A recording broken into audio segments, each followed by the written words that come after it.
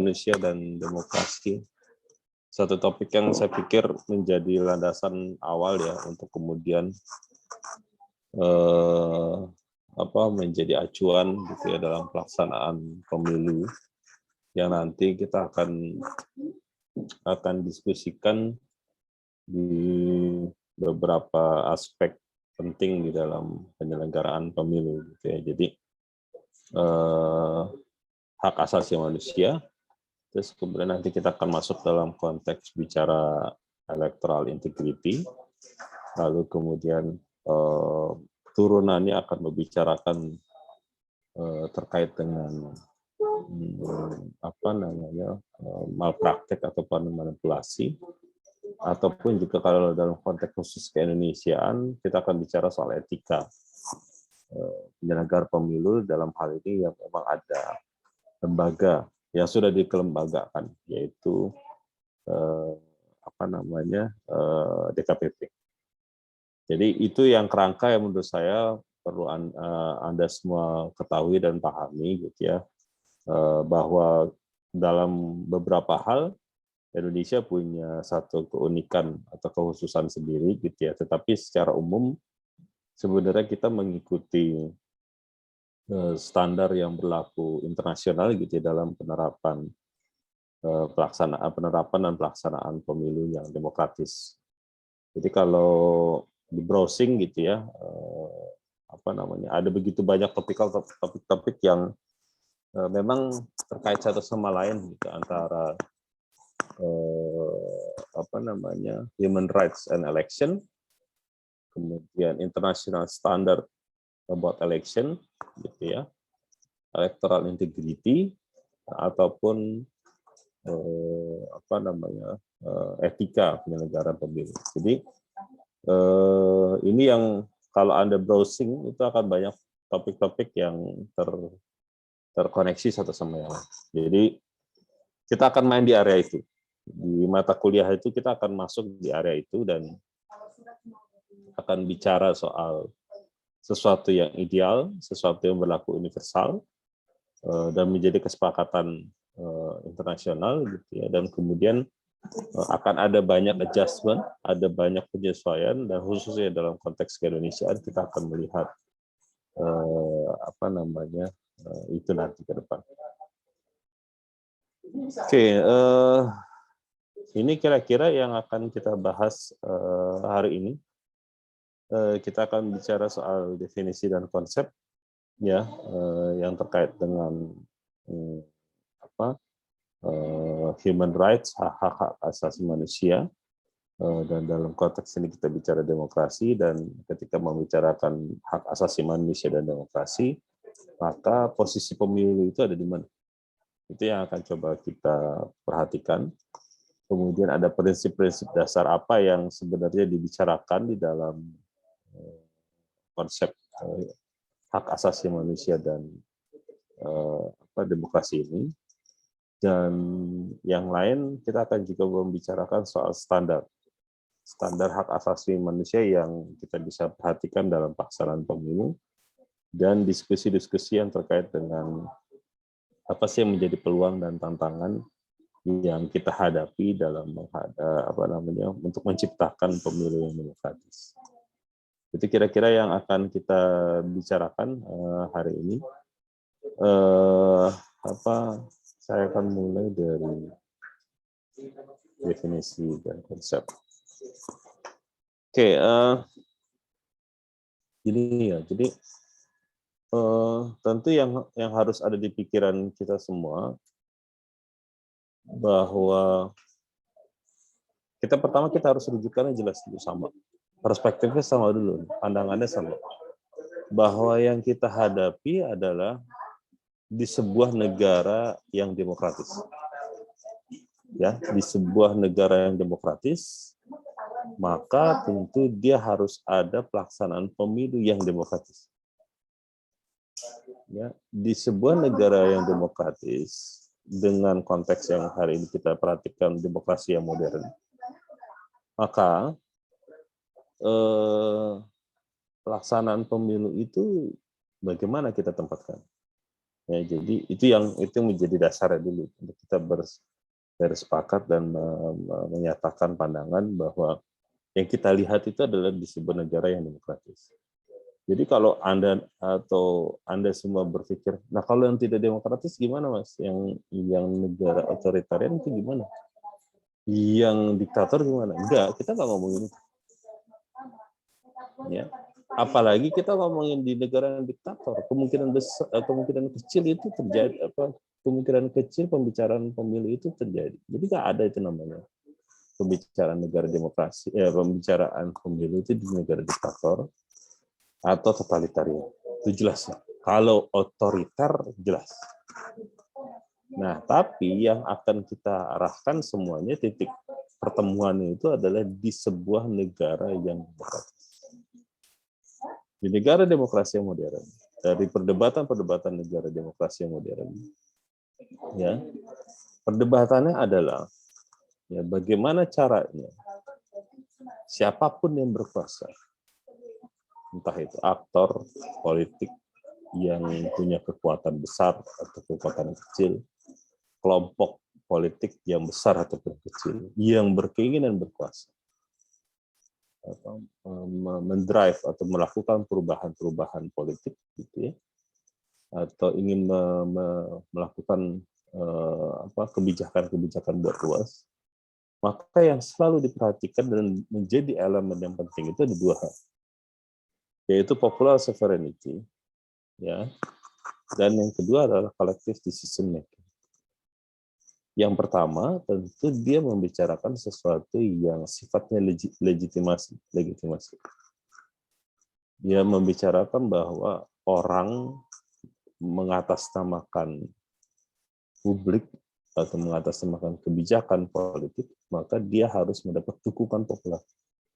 Dia harus mendapatkan legitimasi yang kuat dari masyarakat atau pemilih atau siapapun itu. Dalam usaha yang mencapai ke sana, maka dia harus membuat keputusan atau kebijakan secara kolektif. Jadi yang aspek selain dia populer itu dalam konteks dukungan politik ya. Bahwa sebuah keputusan politik itu dia harus populer. Keputusan itu harus didukung oleh semua pihak, semua orang yang ada di tempat itu. Dan dilakukan secara kolektif. Nggak boleh sendirian. Nggak boleh satu kelompok, tetapi beramai-ramai. Beramai-ramai itu pemahamannya adalah semua orang yang penting dan stakeholder yang urgent itu adalah dia harus berada di satu titik yang sama. Nah, itu yang harus kita pahami dulu. Ya. Nah, kita punya begitu banyak variasi demokrasi yang modern, gitu ya. Nanti akan kita bahas, kita akan bicarakan juga. Nah, dari semua varian demokrasi yang modern ini, itu ternyata makin lama makin ke sini, ya. Selain kita membicarakan soal bahwa keputusan publik atau kebijakan publik itu harus memperhatikan dua aspek itu, tetapi plusnya adalah perlu adanya perlindungan terhadap hak asasi manusia. Ini jarang dibicarakan. Oleh karena itu, perbincangan demokrasi modern menempatkan ada plusnya. Proteksi terhadap hak asasi manusia, proteksi terhadap apa yang dimiliki oleh setiap individu itu benar-benar dijaga. Hak untuk berbicara, hak untuk berekspresi, kemudian hak untuk memilih dan pilih kalau misalkan di dalam konteks kepemiluan itu nggak pernah dibicarakan. Jadi karena memang demokrasi itu yang dibicarakan aspek yang menonjol itu ya kontestasi, terus kemudian aspek popularitas dukungan publik dan sebagainya. Ya itu. Nah, saya menemukan paling tidak ada 3 konteks demokrasi yang akan kita perhatikan. Ya, bahwa satu, ini terkait dengan demokrasi prosedural. Demokrasi, jadi kan di dalam diskusinya Robert Dahl itu, demokrasi itu kan ada 2, demokrasi prosedural dan demokrasinya substansial. Nah, kita akan masuk dalam konteks kepemiluan. Kepemiluan itu menjadi bagian dari demokrasi prosedural. Demokrasi prosedural karena pemilu itu dianggap menjadi bagian untuk menciptakan sarana di mana orang atau kelompok dia akan bisa mengambil kekuasaan politik secara sah dengan legitimasi yang sah dengan berdasarkan dukungan dari publik. Di dalam prosedural, maka dibicarakan soal kontestasi dan juga partisipasi. Itu yang harus kita ingat. Kenapa kontestasi? Karena disitulah kemudian kompetisi orang per orang secara individu yang memang dia menginginkan bersaing secara sehat di dalam konteks kepemiluan. Dan yang kedua adalah partisipasi. Bahwa setiap orang, setiap pihak, siapapun dia, kalau memang memenuhi syarat, maka dia bisa ikut berpartisipasi dalam semua event demokrasi. Nah, pergeseran itu akan terjadi ketika demokrasi liberal itu masuk, bahwa esensi dalam prosedural itu kan kemudian yang kita kenal dengan substansi. Jadi substansi itu kadang-kala memang kemudian ada banyak kontradiksi karena kemudian dilanggar. Dilanggar karena tidak sesuai dengan harapan publik atau komunitas. Jadi penghargaan hak individual itu kerap kali di dalam pelaksanaan demokrasi prosedural itu kerap kali dilemahkan. Nah, ini yang kemudian masuk konteksnya bahwa proteksi terhadap hak asasi manusia itu menjadi sangat penting. Bahwa setiap orang individu itu punya kondisi yang harus dipersiapkan, dia punya perlindungan terhadap hak politik, hak individual ataupun hak ekonominya. Gitu. Nah, dalam konteks demokrasi sosial, ya tadi sudah ada itu bahwa ada kerangka perlindungan HAM-nya, tetapi ada sisi-sisi yang jauh lebih spesifik, jauh lebih detail untuk menjadi atensinya setiap orang atau elemen yang masuk dalam konteks demokrasi itu. Jadi ada soal perlindungan terhadap sisi ekonomi, perlindungan sosial, politik, atau budaya. Oke, nah ini kira-kira gambarnya. Ini gambar yang saya ambil dari tulisannya si Todd Lehman ya. Saya sudah posting di emas mata kuliah etika. Jadi silakan dicek, dibuka, diklik aja. Itu ada bahannya, ada 3 bahan. Kita akan diskusi apa yang saya sampaikan itu bahannya semua dari sini. Jadi gambar ini ingin mengatakan bahwa ya satu,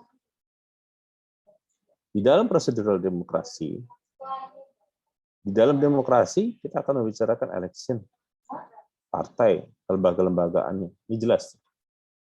Ya, demokrasi kan membicarakan ini. Sisi yang lain di dalam prosedural itu sebenarnya juga membicarakan hal yang sama. Civil right, economic rights, tapi semuanya itu di dalam prosedural, dia sebenarnya political rights-nya itu beririsan. Jadi sebenarnya udah ada di dalam demokrasi, cuman emphasize-nya, penekanannya itu memang belum terlalu detail. Baru masuk dalam konteks liberal demokrasi, dibedakan mana yang disebut civil rights dan political rights. Mana yang disebut dengan apa yang menjadi bagian dari political rights dan sipil, itu dia pasti akan beririsan sama demokrasi, tapi sisi ekonomi, sosial, dan kultural itu enggak demikian. Nah, civil dan political rights itu yang menjadi bagian tak terpisahkan dari demokrasi. Nah, dalam konteks sosial demokrasi, yang itu dibicarakan itu ternyata enggak juga gitu loh, bahwa civil, political, economic, social, dan cultural rights itu sebenarnya esensinya relatif sama membicarakan demokrasi. Jadi itu nggak bisa dipisahin, ini nggak bisa dijadikan satu, dibelah-belah gitu. Tapi ini menjadi satu kesatuan yang semakin jelas. Oke, sampai di sini ada yang ingin disampaikan atau mau ditanyakan? Silakan kalau ada yang ingin ditanyakan.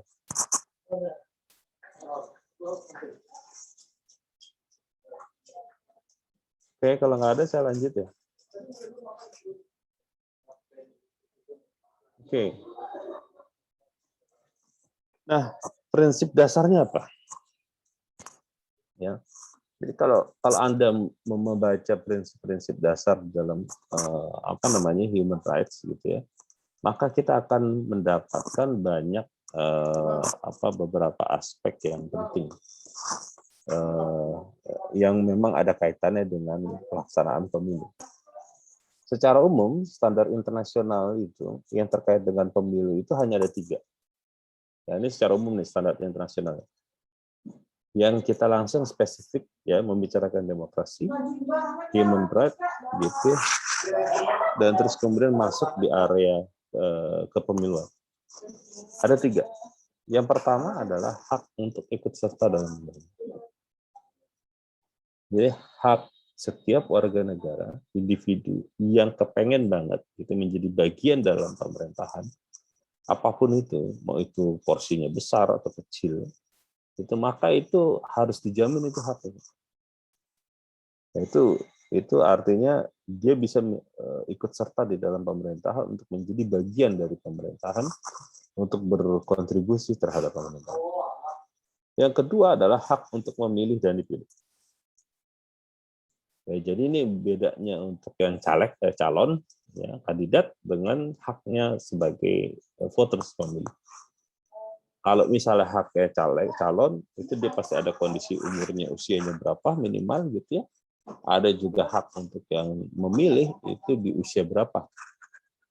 Ya, setiap negara itu asal ada jaminan yang jelas hak itu bagaimana. Siapa yang punya hak untuk kemudian bisa menentukan seseorang itu bisa memilih dan dipilih. Ada syarat-syarat yang khususkah atau yang berbedakah atau ini berlaku untuk siapapun. Yang ketiga adalah hak untuk memperoleh akses yang sama dan layak hidup. Jadi ini akan menyangkut bahwa setiap orang itu punya kesempatan yang sama untuk bisa mengakses. Tidak ada pembedaan. Nah, ini masuk dalam konteks yang kedua, membicarakan soal prinsip. Ya. Karena di dalam standarnya human right, maka ada 3 ini yang menjadi penting. Yang memang dia ada kaitannya dengan standar internasional yang di atas. Yang pertama adalah prinsip non-diskriminatif, jelas. Diskriminatif itu yang sudah kita ketahui, tentu kan ada menyangkut soal pembedaan. Pembedaan berdasarkan jenis kelamin, warna kulit, gitu ya, terus rambut, gitu ya. Genetik, budaya dan sebagainya. Nah, ketika prinsip ini diterapkan, ya tidak ada pembedaan non diskriminatif, maka prinsip kepemiluannya itu sebenarnya sudah bisa berjalan dengan baik. Ya, jadi ini masuk dalam konteks yang tadi saya sebut bahwa prinsip non diskriminatif ini ada kaitannya yang dengan hak untuk memilih dan dipilih dan juga memperoleh akses yang sama dan sebagainya. Jadi seorang yang usianya non diskriminatif tidak dalam konteks usia, jenis kelamin, etnis, ya atau warna kulit dan sebagainya. Jadi nggak ada persoalan. Yang kedua adalah self determination. Maknanya adalah setiap orang individu itu punya kesempatan untuk menentukan apapun yang diinginkan atas dasar dirinya sendiri, bukan karena dipengaruhi oleh orang lain atau kelompok lain. Jadi ketika orang mau memilih ataupun dipilih atau ingin memutuskan, itu sepenuhnya ada di pilihan yang sudah dia pikirkan, dia sudah kaji, dia sudah evaluasi secara rasional dengan pemikirannya dia sendiri, bukan atas dasar kehendak orang lain. Ya, karena memang ada karena relasi kekeluargaan, relasi individu, relasi kelompok, atau memang atas dasar finansial, materialistik relasi itu bisa terbentuk. Jadi prinsip ini untuk mengatakan bahwa kita punya hak untuk bisa menentukan apapun itu tanpa ada gangguan dari manapun. Yang ketiga adalah prinsip partisipasi politik, punya pemahaman bahwa setiap orang, setiap pihak itu punya kesempatan yang sama juga untuk bisa masuk dalam area-area yang tadi. Election salah satunya, melakukan kebebasan berekspresi, menyatakan pandangan pendapat ya, di ruang publik, atau menyatakan ketidaksetujuan gitu ya, di dalam ruang-ruang publik, atau hal yang lain. Jadi prinsip partisipasi ini untuk mengekspresikan apa yang menjadi pikiran dan sebagainya. Nah, prinsip-prinsip ini itu masuk ke standarnya ini, itu kan sebenarnya adalah mereka saling terkait satu sama lain. Ya, jadi kalau dibaca lagi, dipahami satu persatu dan coba kita kontekstualisasikan dalam kepemiluan, maka dia akan punya kesamaan. Dan oleh karena dia prinsip dan standar yang sama dan berlaku umum, maka sebenarnya hal ini tuh memaksa gitu. Memaksa kepada siapa? Ya setiap negara atau pemerintah gitu ya, sebagai entitas paling besarnya untuk bisa dipenuhi kepada setiap individu, orang per orang. Ya, jadi prinsip dan standarnya itu memaksa. Nggak boleh nggak? Ya, jadi setiap individu itu mendapatkan kebebasan dan ini jelas. Setiap negara itu harus punya prinsip-prinsip. Oleh karena itu, ketika membicarakan ini dalam konteks pemilu yang genuine ini nanti kita akan bisa bicarakan. Itu menjadi sangat penting. Ya, genuine dan demokratis, maka dia butuh ruang lingkup yang kondusif dan nyaman. Ruang lingkup dan kondusif nyaman itu kayak apa? Ya ini. Prinsip-prinsip dan standar ini dipatuhi, dijalankan, diimplementasikan oleh negara dan oleh pemimpin politik, dan ini menjadi alat ukurnya. Kalau ini ada salah satu yang hilang, ada salah satu yang tidak bisa terpenuhi, maka kita hanya bisa bilang bahwa pemilu genuine atau demokratis itu sulit diwujudkan. Karena hak setiap warga negara itu pasti akan dilanggar. Nah, ini problem yang menurut saya adalah kita harus bisa berangkat dan belajar bahwa pemilu genuine dan demokratis itu adalah sebuah cita-cita, idealisme yang harus diwujudkan oleh setiap setiap negara demokratis, dan ini menjadi sangat penting. Kuncinya itu ada di situ. Oke. Nah, sekarang kita akan bicara soal persyaratan pemilu ya.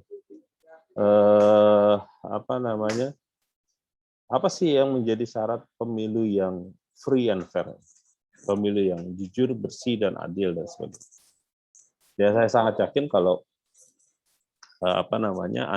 Anda beberapa orang yang berasal dari penyelenggara pemilu, ini pasti selalu diulang-ulang kalau di dalam berbagai forum-forum gitu ya. Tetapi ini kita akan membicarakan dan coba kemudian kita jedotkan gitu ya dengan konteks kekinian dari kita. Yang pertama adalah periodik. Ya. Kenapa pemilu itu harus dilakukan secara periodik? Saya mau tanya deh, ada yang bisa jawab nggak? Kenapa pemilu itu harus dilakukan secara periodik? Ada yang bisa respon nggak? Pembatasan kekuasaan, Pak. Pembatasan kekuasaan. Lalu ada lagi nggak siapa? Selain pembatasan kekuasaan.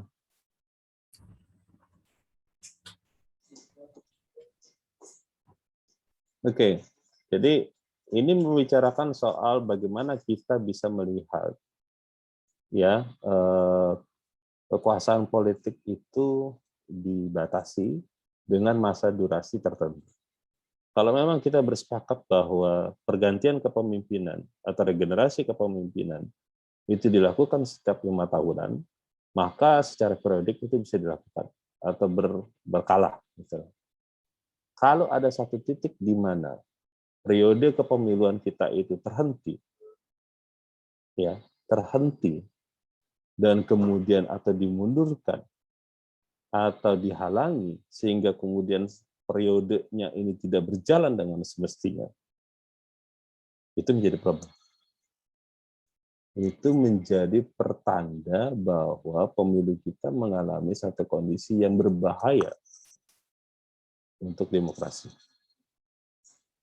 Makanya kemudian dalam kondisi COVID ya, pandemi COVID, ini menjadi problem serius dan menjadi sangat dilematis. Satu sisi kita berkeinginan tidak terjadinya penularan, tapi pada sisi yang lain ini menjadi sangat serius yang terkait dengan bagaimana kita menghadirkan pemilu yang berkala sebagai sebuah syarat pemilu yang bebas dan bersih. Ya, jadi ini menjadi satu. Kalau itu tertunda, ya atau itu dihalangi oleh pemerintahan yang berkuasa, yang dilakukan secara niat, ya niat yang kuat gitu ya maksudnya, maka itu adalah sebuah ancaman buat negara yang demokratis. Itu satu. Yang kedua, genuine. Pemilu apa sih yang sebenarnya yang genuine-nya itu?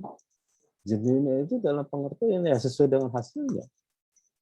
Kalau memang hasilnya itu mengatakan, atau genuine itu dalam pengertian ya apa adanya, tidak direkayasa. Gitu. Kalau memang hasilnya mengatakan partai A kalah, ya kalah. Partai B menang, ya menang. Si calon X itu adalah si calon X dan calon Y beda suaranya tipis, ya memang itu yang harus disampaikan. Nah, jangan kemudian direkayasa. Karena kemudian tiba-tiba segelintir orang merasa menjadi sangat penting untuk memenangkan calon X gitu ya, maka kemudian mereka berusaha memanipulasi dengan menurunkan suaranya calon Y. Enggak, bukan begitu. Genuine itu konsepnya adalah apa adanya. Sampaikan itu kalau memang hasilnya begitu. Enggak kemudian dimanipulasi. Nanti kita akan banyak bicara genuine itu mungkin ada kontradiksi dengan soal manipulasi. Free-nya itu di mana? Kalau free-nya itu berarti pengertiannya adalah konteks. Bagaimana kita bisa menghadirkan setiap orang yang terlibat di dalam kepemiluan itu punya kebebasan untuk menyatakan pandangan, pendapat, tanggung jawab dan sebagainya secara bersama-sama. Ya, setiap partai yang berkompetisi dia punya kesempatan free secara bersama-sama. Kalau fair bagaimana? Fairnya itu dalam konteks ya dia harus benar-benar adil, memperlakukan penyelenggara berlaku adil ke seluruh peserta gitu ya, tanpa ada keberpihakan satupun gitu ya, dan kemudian free-nya itu ya konteksnya untuk bisa menghadirkan bagaimana bisa dapat dipertanggungjawabkan. Nah, prasyarat lain adalah universal and equal suffrage. Ini beranggapan bahwa yang hak yang tadi saya sebut ya, ini hak non diskriminasi. Jadi nggak ada tuh yang bisa didiskriminasi, sama perlakuannya sama, universal and equal suffrage. Perempuan sama laki-laki punya hak yang sama, ya mau sebagai pemilih ataupun dicalonkan. Dari sisi usia punya standar, orang dewasa usia di atas 16, ada yang usia 17. Nggak ada bedanya kulit hitam sama kulit putih, misalkan rambut keriting atau rambut lurus sama aja. Gitu. Nah itu yang universal and equal suffrage. Voting by secret ballot, artinya orang memilih itu memang atas dasar kerahasiaan. Ya, orang memilih atas dasar kerahasiaan dan dapat mempertanggungjawabkan pilihannya karena kerahasiaannya itu dijaga. Nah, ketika memilih itu tidak rahasia, that's a problem. Memilih karena dipaksa sehingga kemudian dia bisa menyebutkan pilihan, that's a problem. Memilih kemudian ditandai, ya, karena mendukung calon tertentu itu menjadi problem. Nah, yang lain juga adalah free of the expression of the electorals. Jadi artinya ini kebebasan pemilih ini hampir mirip dengan free and the atas. Itu untuk mengatakan bahwa saya mendukung si A, si B, si C, kemudian dia akan bisa. Jadi artinya kebebasan ini harus dijaga. Jangan kemudian entah aparat keamanan atau penyelenggara negara merasa terancam dengan apa yang disampaikan oleh pemilih, maka kemudian dia harus melakukan tindakan kesewenang-wenangan gitu ya, memban atau menghapus dukungan terhadap calon tertentu yang bukan dukungannya dan sebagainya. Dan terakhir, dalam konteks syarat pemilu tersebut ada honest counting and reporting the result. Hampir mirip sama Jen. Jadi jujur aja gitu loh. Kalau emang penghitungannya hasilnya 230 ya tulis aja 230, jangan kemudian dimanipulasi yang tadinya 30 bisa diganti jadi angka 8 misalnya. Nggak gitu. Jadi laporkan apa adanya dan berbicaralah sejujur-jujurnya sehingga kemudian orang akan bisa menganggap adanya transparansi dan bisa dapat dipertanggungjawabkan. Nah, itu prasyarat-prasyarat pemilu yang bersih dan adil itu. Sampai di sini ada yang mau ditanyakan nggak? biar saya istirahat dulu untuk minum. Silakan.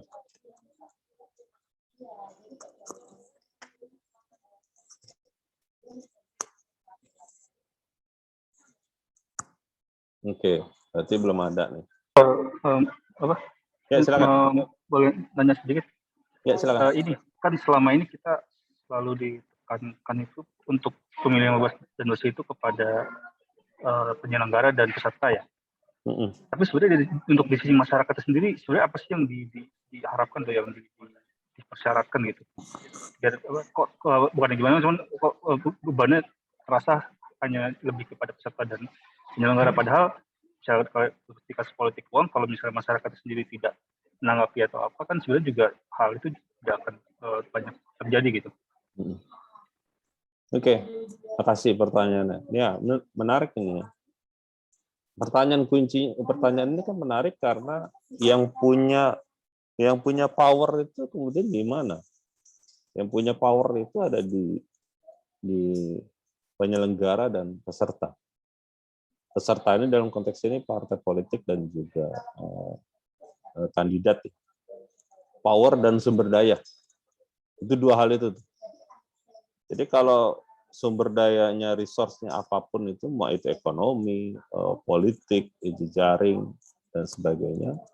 Tapi pada sisi yang lain, si peserta juga relatif, penyelenggara juga sama. Jadi aspek dua itu menurut saya krusial. Sehingga kemudian kenapa beban, ya kalau tadi Joni bilang kenapa bebannya ada di ini. Karena relasi itu, power sama sumber daya itu ada di situ yang banyak. Lebih dominan ke penyelenggara sama peserta. Lalu kemudian kenapa pemilih ataupun pemilih atau masyarakat itu kan sebenarnya mereka juga punya hal yang sama, Mas. Iya, dalam konteks kepemiluan, maka kemudian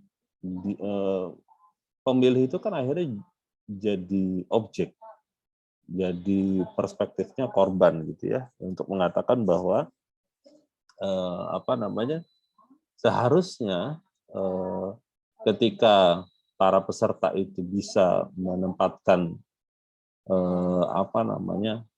kuasa yang dia miliki ataupun sumber daya yang dimiliki untuk kemudian bisa memaksimalkan segala potensi yang ada di votersnya. Jadi votersnya itu yang seharusnya jauh lebih berdaya. Gitu.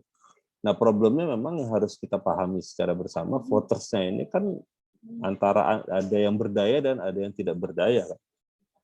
Berdaya itu dalam pengertian seharusnya dia akan bisa menjadi pemilih yang aktif, yang rasional, gitu ya, dan penuh banyak pertimbangan. Ya, tapi pada sisi yang lain, faktanya kita menemukan ada yang berkebalikan soal itu. Jadi kalau pemilihnya yang rasional tentu akan menjadi mudah gitu ya untuk mengarahkan pemilu yang demokratis tadi. Gitu. Nah, problem di pemilih kita kan yang banyak yang masih, ya kalau saya bilang rasional, ya rasional, orang ke DKI rasional gitu ya. Tetapi pada sisi yang lain ternyata kita ada punya ikatan-ikatan emosional yang jauh lebih kuat gitu ya. Dan ini menurut saya adalah di sana gitu. Dan ikatan-ikatan itu kemudian dimanfaatkan sama para peserta untuk kemudian dimobilisir, dikontestasi dan sebagainya. Jadi dari sisi itu ya, memang pertanyaannya rumitnya adalah kenapa kemudian kita nggak bisa mendorong pemilih itu untuk mau bersikap bijak ataupun objektif ya terkait dengan misalkan salah satu isunya adalah politik uang. Nah, tapi kata kuncinya kan ada di konteks tadi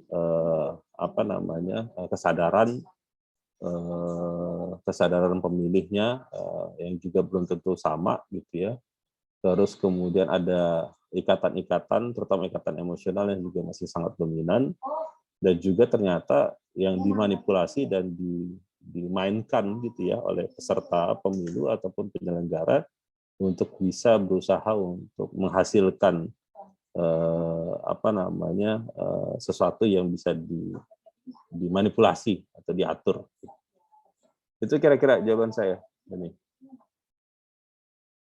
Oke, sekarang kita lanjut ya. Dalam konteks yang relatif hampir mirip ya, tentu Anda semua sebagian ada yang pernah mengenal dengan konteks yang disebut dengan pemilu inklusif. Ini gambar yang saya ambil dari bukunya Tata Kelola Pemilu yang diterbitkan oleh KPU ya. Jadi nanti buku itu tolong bisa dimiliki secara bersama ya. PDF-nya ada itu, nanti saya share di Mas saja. Jadi electoral inklusif itu kalau ini dikaitkan dengan konteks human rights itu masuk ya. Jadi kita masuk pembicaraan bagaimana electoral inclusiveness-nya ini itu membicarakan ruang-ruang di mana sebenarnya ya pemilu itu bisa memenuhi semua persyaratan yang terkait dengan kebutuhan untuk non-diskriminatif, self-determination, dan peningkatan partisipasi publik yang tadi sudah kita diskusikan di sebelumnya. Jadi syaratnya adalah dia berlaku untuk semua kelompok dan tidak membedakan. Jadi electoral inclusiveness ini berlaku dalam konteks non-diskriminatif, ya, yang tujuannya adalah dia harus menunjukkan self-determination di ruang TPS misalnya. Jadi siapa electoral inclusiveness itu ya untuk berkebutuhan khusus, untuk yang etnik, yang agama dan kepercayaan, kedaerahan, ataupun seks gender. Jadi kalau seandainya ini berlaku untuk siapapun, maka asumsinya adalah tentu pemilih-pemilih yang tadi Joni sebut, dia berlaku untuk siapapun. Pemilih tidak merasa didiskriminasi berdasarkan hal-hal tersebut. Jadi itu ya yang kita bisa lihat. Nah, apa standar HAM-nya dalam konteks pelaksanaan pemilu? Yang pertama adalah hak partisipasi. Ada dua, hak partisipasi dan hak kebebasan. Hak partisipasi tentu kita semua hampir paham, ini membicarakan soal kebebasan. Kebebasan yang tadi sudah saya sebut, hak kebebasan dari diskriminasi, perlakuan yang membedakan dari berdasarkan yang tadi sudah kita diskusikan sebelumnya yang tentang inklusi, hak kebebasan berekspresi. Ya, ini juga sama. Ketika kita ingin menyatakan pandangan, pendapat, mirip ini ekspresi dengan beropini. Jadi ketika hak berpartisipasinya ini dijamin oleh negara, saya merasa bukan hanya dijamin, kita hanya membutuhkan bukan hanya jaminan, tetapi juga implementasi dan bukti konkret dari pemerintah atau negara benar-benar bisa memberi ruang ini seluas-luasnya tanpa ada kemudian masuk ke dalam konteks ini, bebas dari takut dan ancaman ataupun dari intimidasi. Jadi orang mau melakukan pandangan politiknya yang berbeda atau beropini terhadap situasi yang ada, maka kemudian dia bisa merasakan adanya kebebasan individual tersebut. Jadi ini prinsip penting di dalam pelaksanaan pemilu, yang kemudian kalau kita mungkin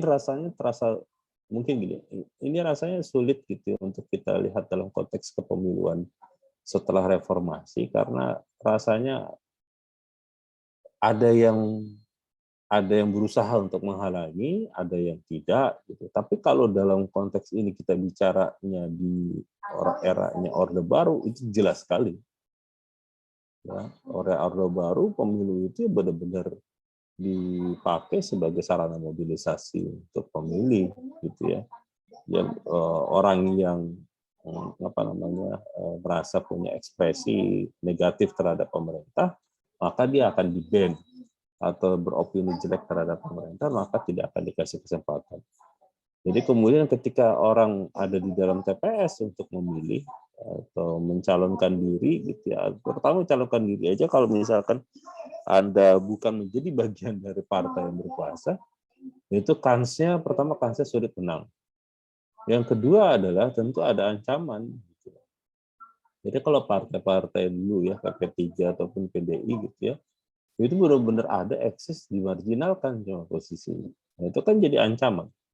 Jadi membuat orang takut gitu. Nah, ini kan kontradiksi apa yang terjadi di Indonesia, meskipun saya sangat yakin kita punya banyak kasus ya yang berbeda-beda, yang ada yang menunjukkan ke arah sana, tapi sebagian tentu tidak demikian. Kita masih ada di ruang-ruang yang jauh lebih baik ketimbang zaman Orde Baru. Oke, ini slide terakhir dari presentasi saya, nanti kita akan banyak diskusi ya. lebih banyak. Lalu apa yang menjadi peluang dan tantangan ketika membicarakan demokrasi dan hak asasi manusia? Yang pertama, kalau membaca tulisannya Todd Landman itu, dia bilang bahwa konsep demokrasinya ini kemudian kita masih melihat sesuatu yang kompleks. Kompleks itu ya dia punya banyak kompleks dan multidimensi yang sulit ditemukan arah-arah yang menarik untuk kemudian dijadikan satu gitu. Dan dia menurut saya adalah satu diskursus yang penting gitu, bahwa ternyata untuk kita menghadirkan pemilu yang menghadirkan demokrasi yang sosial demokrat tadi ya, yang liberal gitu ya, dengan penuh atensi terhadap nilai-nilai hak asasi manusia yang baik gitu ya, ini sulit untuk bisa dipenuhi dengan baik. Sehingga definisi demokrasi yang terlembagakan dengan memperhatikan perlindungan hak-hak warga negara, ya terlembagakan ini menjadi agak rumitnya karena satu sisi kompetisi itu harus adil, kontestasi itu sari. Tetapi dalam kompetisi itu orang punya hak untuk bisa memperoleh kemenangan dengan caranya masing-masing. Tetapi orang kemudian dipagari untuk kemudian tidak melakukan tindakan-tindakan yang melanggar hak asasi orang lain. Gitu loh, itu maksudnya.